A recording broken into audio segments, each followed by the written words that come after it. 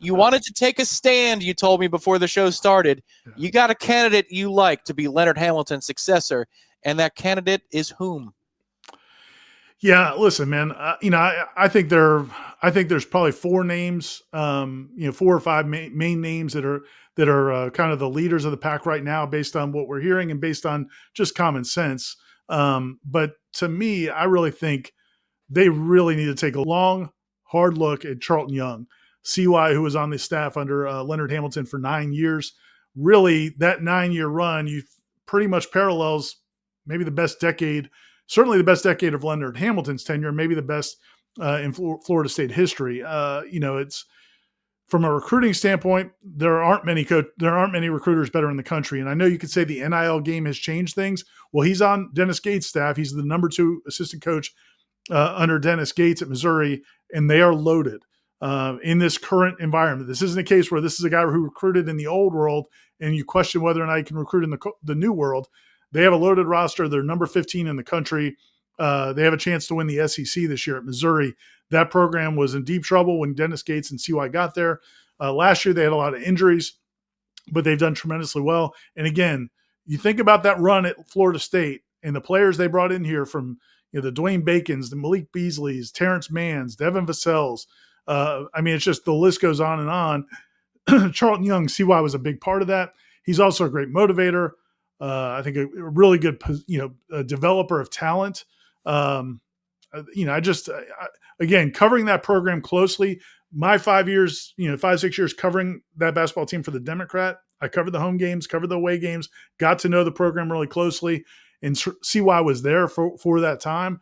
And I just, I can't really speak more highly of him. So I like Luke Laux. I really like Luke Laux. I covered him as a player. Great guy, has a tremendous career, early stages of his career in the NBA. Started, I think, 8 years ago in the NBA with the Golden State Warriors. Has really moved up and up.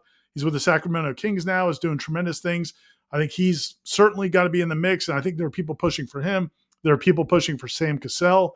I don't need to tell you too much about Sam Cassell. Everybody remembers him as an FSU great. And then also what he has done in coaching. He's been on a bunch of NBA staffs. I think he's currently with the Celtics. But those are to me 3 of the main candidates. And I wouldn't rule out Dennis Gates. I think a lot of people are going to rule out Dennis Gates because he makes $4 million a year in Missouri, and because he's an SEC coach, and he's probably going to either do a big extension after this year, or he's going to have other job offers. The one thing I would say though about Michael Alford is look at the hires he's made since he's been the athletics director of Florida State. He swings big. There were a lot of people that thought Florida State couldn't get Link Jarrett when Link Jarrett was at Notre Dame, having success there, going to the World Series. And Florida State had passed him over a few years earlier. Kind of a not great situation for Link Jarrett, how that all played out. He was willing to come back. Michael Alford made that happen. That was a big hire. A lot of people didn't think that could happen. There were some other personal reasons that made it possible. He's an FSU alum and all that. But that was where Michael Alford's mind was.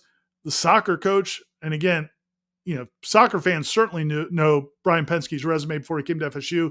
He was an SEC Coach of the Year at Tennessee. He had coached at Maryland. I mean, he'd been at high levels of college soccer. Michael Alford went and got him to replace Mark Krikorian.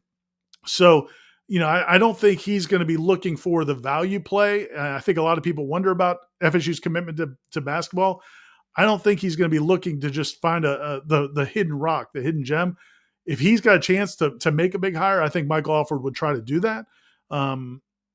Whether or not you can pull Dennis Gates, I don't know. I mean, that's going to be it might be pie in the sky. There are some things that I'm writing about in the column. There are some reasons I think Dennis Gates might be interested, but a lot of those are also reasons I think CY would be interested. And I think Charlton Young would be a tremendous hire. So that's where I'm at right now. But yeah, I mean, this process is going to play out, and I'll talk about some of the other candidates as well. That should be up on the site at warchant.com later tonight.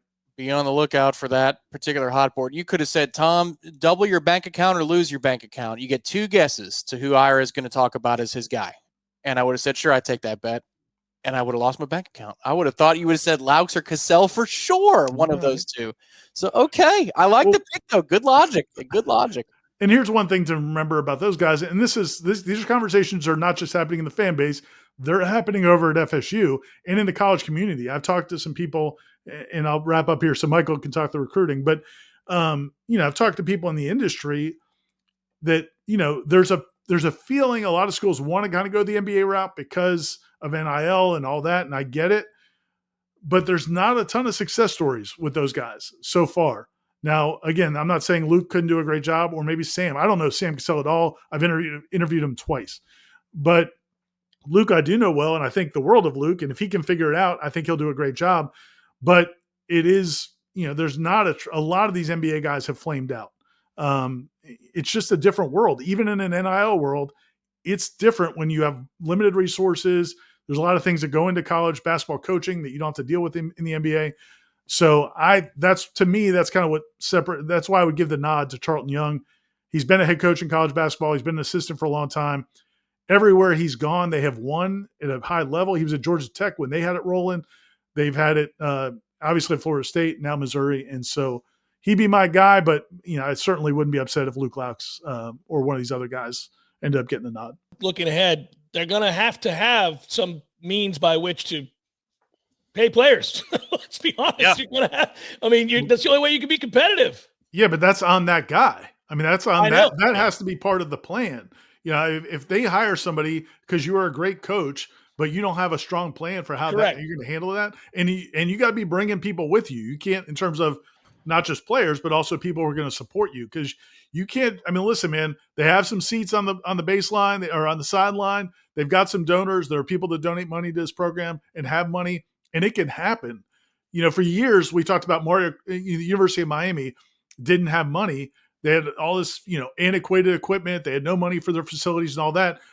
They all went in when they got Mario Cristobal. So if you can get a coach to get that buy-in, there's money to get there. Plus, you can bring your own. But that has to be, if not the first question, it's got to be one of the first two questions they're asking these candidates. Yeah, it's the number one question, because Lord knows the university ain't going to do it. So yes, let's go find somebody who's got it. And that's where I think the three of us have talked about it. I think all of us, for once, kind of feel like, they may need a Florida State guy. Yeah. To engender that sort of, and also understand the landscape. Yeah, otherwise, yes, correct. The person, if it's a former player or a former coach, they care about this place. They care about Leonard Hamilton, and they want to keep his legacy, however you view his legacy to be, they want to keep that going and honor it. And also, they would know this place. It's not a normal place. It's not just an ACC school. You share the building with the circus. You share the building with the Harlem Globetrotters and concerts. Like, there's all these things you have to deal with that most ACC schools don't. And there's some challenges that come with that. But so hopefully they're clear-eyed. They'd be open-eyed about what they're doing. And guys, maybe they could move the students to but hold your horses, Corey. Maybe that could be part of the reason, in their contract, that the students get moved to seats that matter. Let's demand it.